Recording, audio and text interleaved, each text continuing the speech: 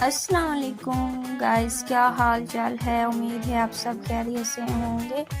آپ کو پتہ ہے چاول کا پانی آپ کی جلد کو گلا سکن بنا سکتا ہے۔ آج ہم بتائیں گے کہ ایک آسان rice water remedy at home.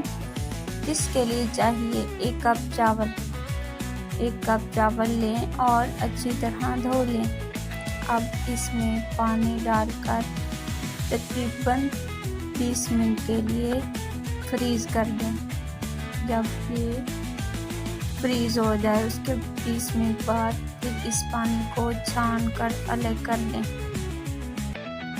چھانا ہوا پانی کو کاٹن کی مدد سے چہرے پر لگائیں۔